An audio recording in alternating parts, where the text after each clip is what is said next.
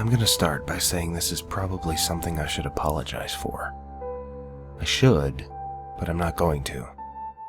My reasons for this are justified, and you'll probably agree with me too once you've read what I have to say. Now, don't roll your eyes and assume this is just another story where I'm passing along the monster from my own head to yours.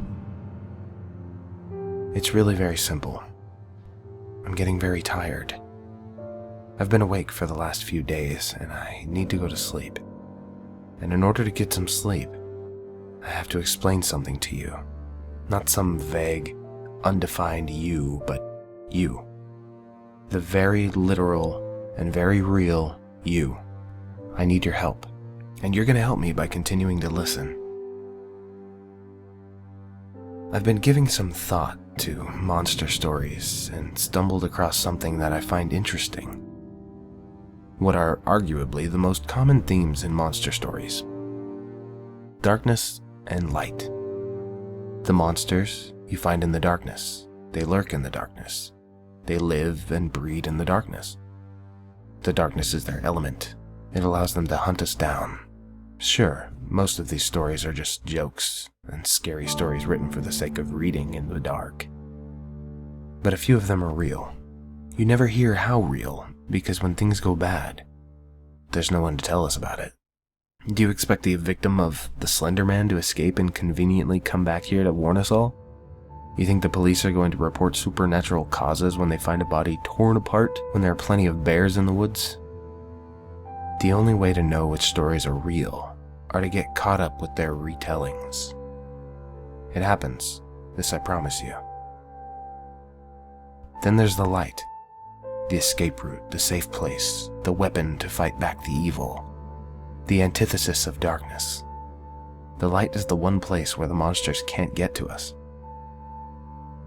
Some may use light as a way to surprise or shock us, but no one gets killed by the Wendigo on a sunny afternoon.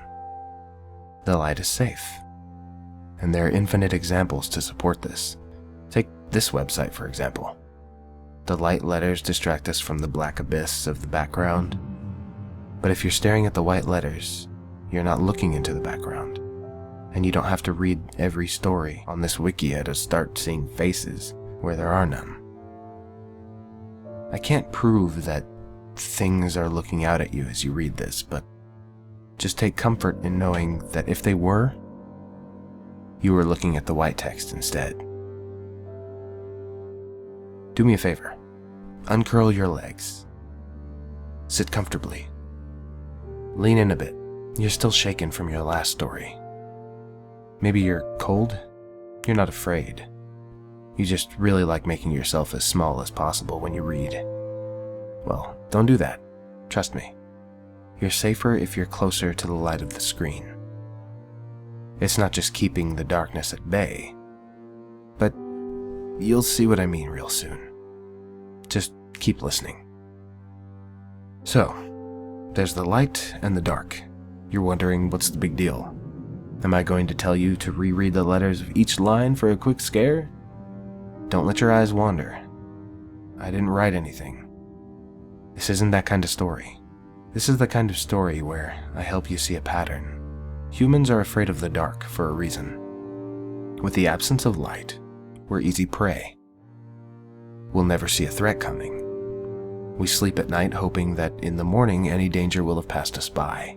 Not knowing means having no reason to be afraid.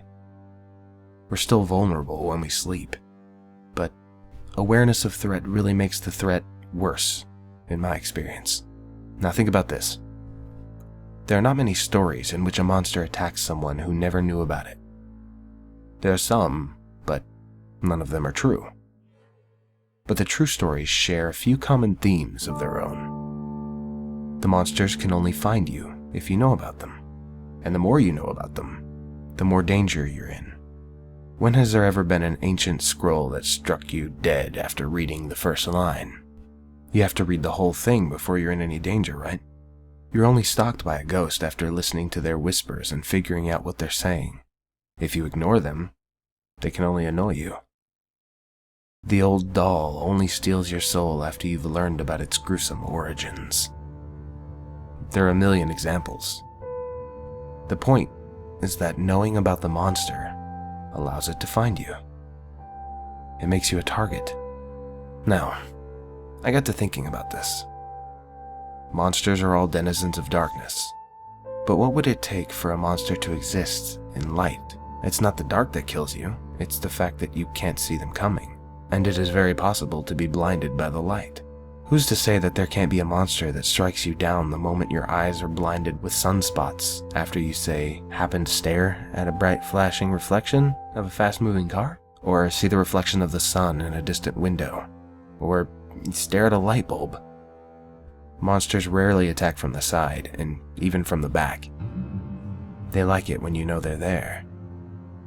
They come from the front, so you can see their twisted form before you die. And for that, you have to be unable to see them. There's another common element. Monsters are fast. They can be slow when they want to, but they're generally really quick. It could be a coincidence that so many are bony, thin, and limber, or it could be an advantageous design. Fast monsters hunt, and fat, if any, monsters have to trap. If our light monster was real, it would have to be fast and difficult to see. Camouflage is easy in the dark, but in the daytime? What would a monster of the light look like? I felt that natural colors would be most likely. Invisibility doesn't seem plausible, even by monster standards, and a chameleon effect wouldn't work at high speeds. If you got a good look at a light monster, I bet it would be tan, and very, very thin, like a stick bug. Now, you're probably not interested in brainstorming, or maybe you are. I don't care which is true. I just need you to keep listening just a little bit longer. You're not in danger, and nothing is on its way to your house. If it is, it's probably something you already did, not me. Trust me, we're nearly there, and I'm really tired. There's one more major theme that monsters have in common. Think again to how they pick their prey.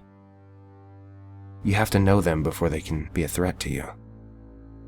They aren't like normal predators, and they can't just sneak up on anyone. For this, we are lucky. Even more so, we are lucky because we love to spread these stories around. It's not just fun. You're compelled to sit there and read these. There is a reason, deep down in the most basic part of your brain, that you've come to read these stories. Here, we must imagine a moth. One moth against a monster owl. When the owl needs to pick its food, it has only one moth to choose from. If the moth doesn't want to die, it has to find other moths to distract the owl. So the moth informs another moth of the monster owl, and in this way their chances of death went down from 100% to 50%. The first moth is no longer the only target, and the second moth won't be the only target if, or when, he discovers how the first moth died. If the word spreads enough, then all the moths will only have a very small chance of being singled out of the crowd to become a meal. Safety in numbers. That's why you come here and read these stories. Because by adding yourself to the lottery, you make it just a little safer for everyone else. We've always been big on working together as a species, which is why I'm glad you're still listening. You may be getting an idea where I'm going with this. By now, you're actually helping me a lot. But I need to explain just a little bit more before I can rest. I've been awake for the past few days because I don't think it's safe for me to fall asleep at any time of the day. At night, I've felt uneasy. Total darkness hides something lying in wait for me, and every one of my instincts tells me that it's not safe. I sit before the light of my computer screen and I think. I run these little intellectual exercises to stay awake, and in the process, I've stumbled across an idea with more truth than I knew. And for the past few days, I've been noticing some strange things. Fast blurs of motion in the side of my vision, too fast to follow. I don't think I'm meant to see them, and I think I know why I see them anyway. Any predator that becomes too efficient faces extinction. If the owl eats all the moths, it'll starve.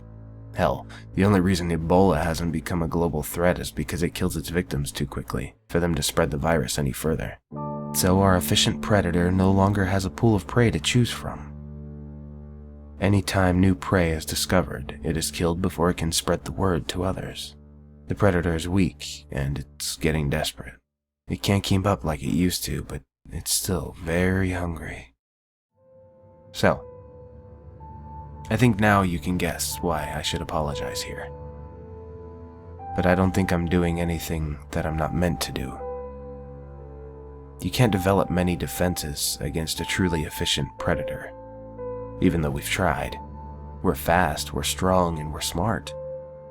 The only thing the moth can do is increase the size of its flock as much as possible, and hope probability does not show him favor.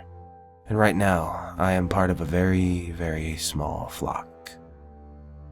But I think by now, you know enough. My chances should be going down now. Or going up, depending on how you look at it. I'm going to take my chances and get some sleep. It's getting bright outside. But if I rest now, I can make it through another night safely. You shouldn't need to worry anyway, but if you see things out of the corner of your eyes, then I'd suggest you try not to look at anything too bright.